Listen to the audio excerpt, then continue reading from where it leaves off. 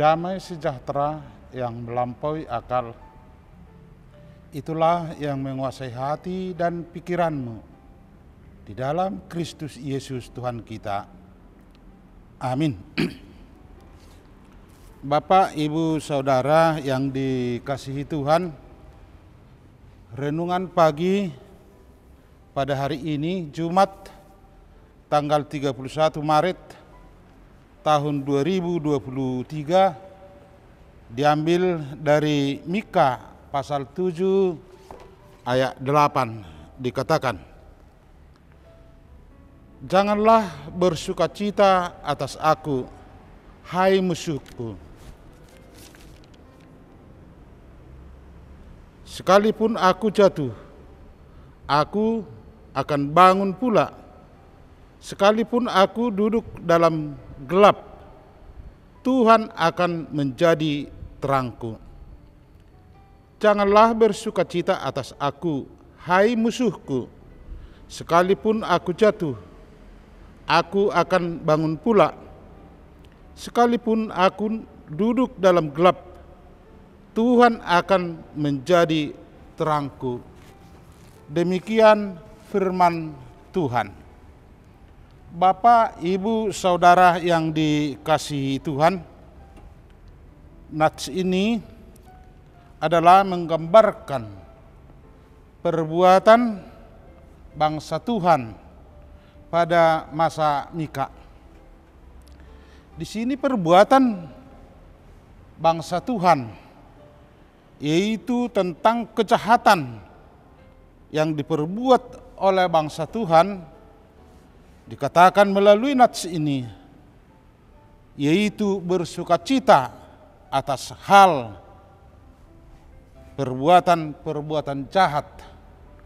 Perbuatan jahat itulah menjadi sukacita bagi mereka. Orang atau yang dimaksud nubuatan Mika ini, kita melihat bahwa bangsa yang berbuat jahat itu adalah Samaria atau Israel Utara dan Yerusalem atau Juda. Boleh kita baca itu dalam Mika pasal 1 ayat 1, dikatakan, firman Tuhan yang datang kepada Mika orang Mesyoret pada zaman Yotam, Ahaz dan Hizkia raja Yehuda, yakni berkenaan dengan yang dilihatnya tentang Samaria dan Yerusalem. Apa yang dilihat oleh Nabi Mika? Yang dilihat Nabi Mika adalah perbuatan-perbuatan pemimpin, yaitu pemimpin bangsa Israel dan pemimpin di Israel Utara atau Samaria. Demikian juga perbuatan para pemimpin agama dan perbuatan orang kaya terhadap orang miskin. Perbuatan mereka kepada orang miskin dikatakan dalam Mika pasal 3 ayat 3, "Mereka memakan daging bangsaku dan mengupas kulit dan tubuhnya." Jadi perbuatan-perbuatan pemimpin dan orang kaya atau bangsawan adalah digambarkan perbuatan yang sangat sadis, yaitu membunuh atau mematikan dan menguliti bangsanya sendiri, atau perbuatan yang sangat keji terhadap sesama manusia. Orang miskin menjadi sarana mangsa atau yang dianggap sebagai suatu sasaran yang harus diperas, harus diperbudak, dan bahkan digambarkan sebagai seorang mangsa yang dibunuh untuk kepentingan-kepentingan mereka sendiri. Salah satu yang kita lihat dari peringatan Tuhan kepada bangsanya supaya berbuat adil. Apabila mereka tidak berbuat adil, mereka akan dibuang. Mereka akan merasakan perbuatannya atau perbuatan mereka sendiri. Tetapi sebelum murka Allah jatuh kepada bangsa atau kepada orang-orang yang berbuat jahat, yaitu pemimpin agama dan kepada orang kaya, Tuhan memperingatkan bangsa Israel, yaitu orang Israel yang dimaksud adalah Samaria dan Juda sendiri. Mika memperingatkan dalam pasal 6 ayat 8 dikatakan, "Hai manusia, telah diberitahukan kepadamu yang dituntut Tuhan daripadamu, selain berlaku adil, mencintai kesetiaan, dan hidup rendah hati di hadapan Allahmu." Itulah peringatan Mika kepada bangsanya supaya mereka bertobat. Apabila mereka tidak bertobat, Tuhan akan menghukum dan membuang mereka. Hukuman Tuhan yang dimaksud di sini adalah pembuangan. Mereka akan dijajah oleh bangsa lain. Mika adalah salah seorang korban dari perbuatan jahat para penguasa atau pemimpin agama dan bangsawan atau orang yang berpunya atau orang kaya. Tetapi yang walaupun Mika menghadapi atau merasakan getirnya atau pahitnya perbuatan yang dirasakan Mika melalui perbuatan-perbuatan bangsanya sendiri, dia tetap berdoa, dia tetap berharap kepada Tuhan, sehingga Mika tetap tegar, tetap teguh, dan tidak goyah. Oleh sebab itu dia dapat bertahan menghadapi keadaan yang sangat menyakitkan itu.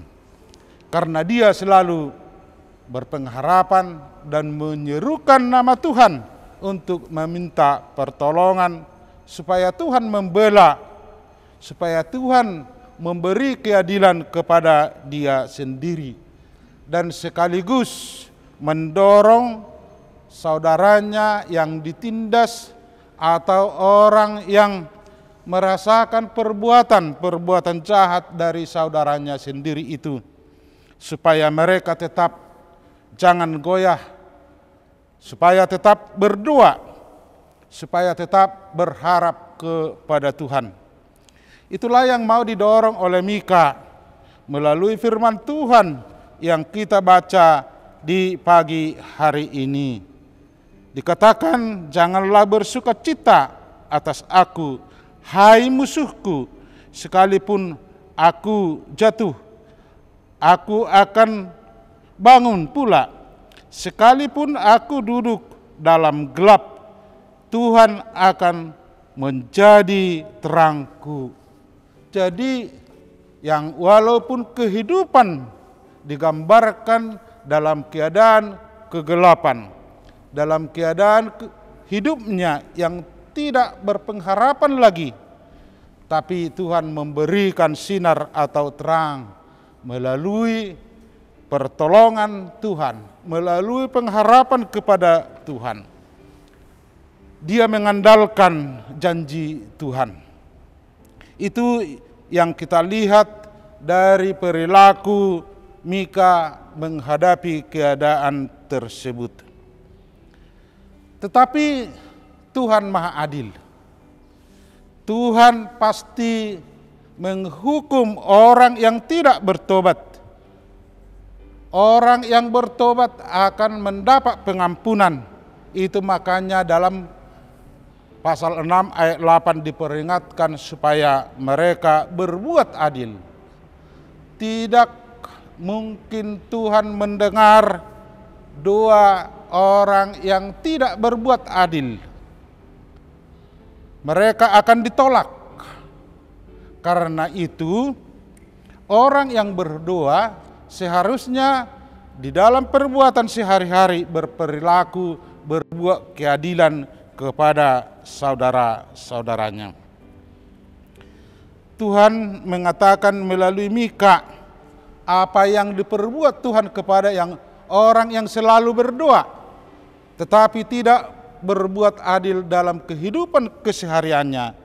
Itulah yang dikatakan Mika dalam pasal 3 ayat 4 dikatakan, mereka sendirilah nanti akan berseru-seru kepada Tuhan, tetapi Ia tidak akan menjawab mereka. Ia akan menyembunyikan wajahnya. Jadi bila Tuhan murka kepada orang yang tidak berbuat sesuai dengan kehendak Tuhan, atau selalu yang berbuat kejahatan, yang walaupun setiap saat dia berdoa, pasti Tuhan akan menghukum.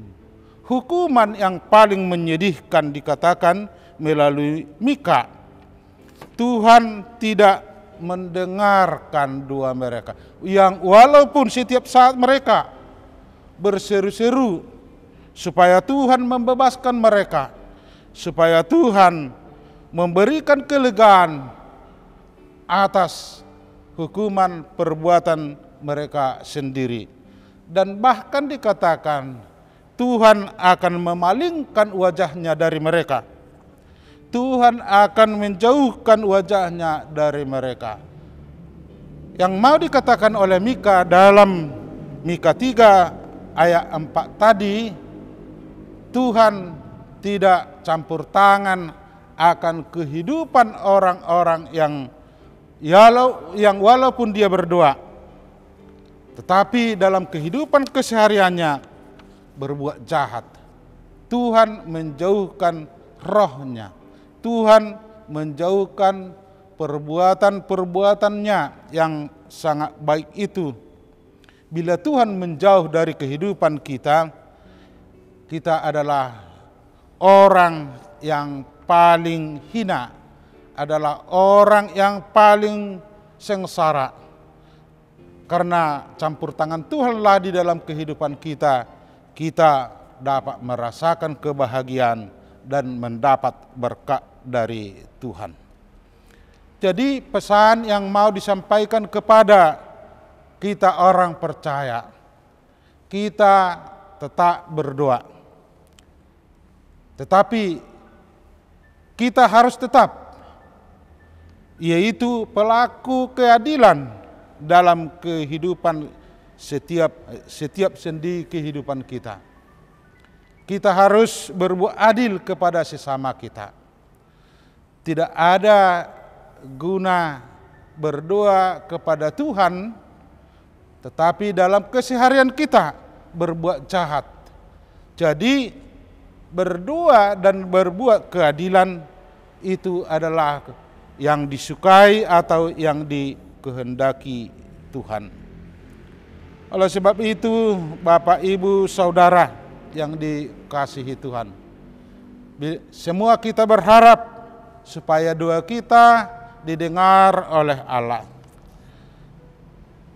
Permintaan Tuhan melalui nats yang kita baca tadi, bila kita dalam keadaan kegelapan hati, bila kita dalam keadaan tidak berpengharapan, ingatlah bahwa janji Tuhan, Tuhan pasti membela kita. Tuhan mengaruniakan rohnya kepada kita. Dan biarkanlah orang yang jahat itu Tuhan yang menghukum mereka, karena penghukuman ada di tangan Tuhan. Oleh sebab itu, Bapak, Ibu, Saudara, marilah kita selalu setia mengikuti Tuhan. Marilah kita setiap saat berdoa dan sekaligus pelaku keadilan. Amin. Mari kita berdoa. Ya Allah Bapa kami yang di surga, puji dan syukur kami ucapkan di pagi hari ini. Tuhan, sebelum kami memulai pekerjaan kami telah menghadapkan segala permohonan kami, tetapi yang terutama penyertaan-Mu lah di dalam hidup kami. Karena di dalam penyertaan-Mu kami mendapat berkat yang melimpah. Tuhan, dalam kehidupan kami, keseharian kami, supaya kami pelaku keadilan, berbuat adil kepada sesama kami. Karena itu kehendak-Mu. Tuhan, bila hidup kami dalam kegelapan, bila hidup kami tidak berpengharapan, Tuhan, ingatkan firman-Mu yang kami dengar di pagi hari ini. Demikian juga segala pekerjaan kami pada hari ini. Berkatilah Tuhan. Bila ada di antara kami yang berbeban berat, tolonglah mereka.